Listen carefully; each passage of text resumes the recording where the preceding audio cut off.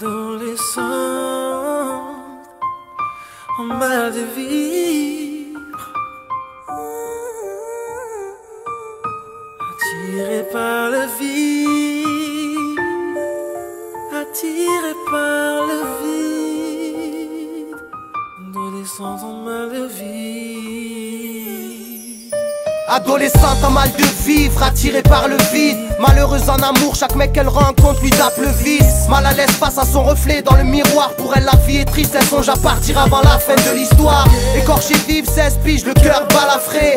Un cas sur lequel les psychologues se prennent pas la tête. La tristesse pour force de caractère. Un cauchemar incessant lui fait croire que cette vie n'est pas la sienne. Alors elle se laisse aller, clope, cacheton et coupe fin. Parce que s'abîmer la santé dans ce bled ne coûte rien. Prisonnière du poids de ses peurs, les conflits parentaux dont elle est témoin ne lui laissent pas le temps de placer un mot sans repère. Victime du mépris de son beau-père, le silence de sa mère lui fera un jour franchir la fenêtre. Après réflexion, elle décide de faire sa valise, livrée à elle-même dans l'obscurité de la nuit. Adolescente en mal de vie, Adolescente en mal de vie, animée par la tristesse et la mélancolie, attirée par le vide, attiré par le vide. comment guérir les blessures, les cicatrices. Adolescente en mal de vie, Adolescente en mal de vie, animée par la tristesse et la mélancolie, attirée par le vide, attiré par le vide. comment guérir les blessures, les cicatrices. Désormais seule avec son sac de sport, confrontée à son sort. Quelques euros au fond de la poche, c'est pas le grand confort. Se dire qu'elle a tourné une page, la réconforte.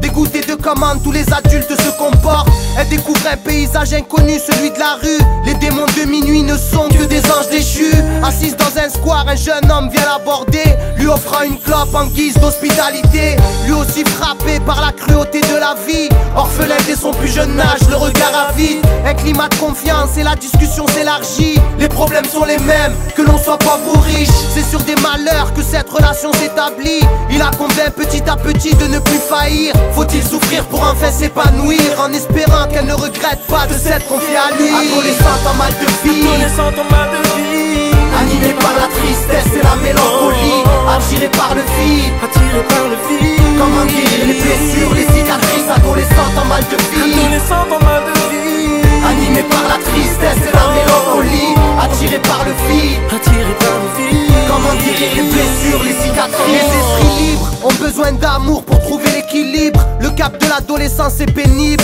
surtout quand l'adulte est sourd. Aucun problème ne se résout dans les quartiers chicous en bas des tours. À vivre comme des fugitifs, l'aventure devient plaisante. L'important c'est de pouvoir vivre à fond l'instant présent. Mais comme toute histoire, celle-ci a une fin. Un beau matin, une perquisition dans l'appart du jeune homme en vain. Un avis de recherche fut déposé par les parents de la petite. Une brise d'enfer après le paradis. De retour au domicile familial, la mésentente fait que celle-ci sera convoquée devant la juge des enfants. Le verdict, un placement en foyer à 500 bornes de sa ville, qui la priverait de l'homme de sa vie. Adolescente en mal de vivre, attirée par le vide, car les adultes ne l'ont toujours pas compris. Adolescente en mal de vie, Adolescente en mal de vie, animée par la tristesse et la mélancolie, attirée par le vide, attiré par le vide. comment guérir les blessures, les cicatrices. Adolescente en mal de vie, Adolescente en mal de vie, animée par la tristesse et la mélancolie, attirée par le vide, attiré par le vide. comment guérir les blessures, les cicatrices. Adolescente en mal de vie,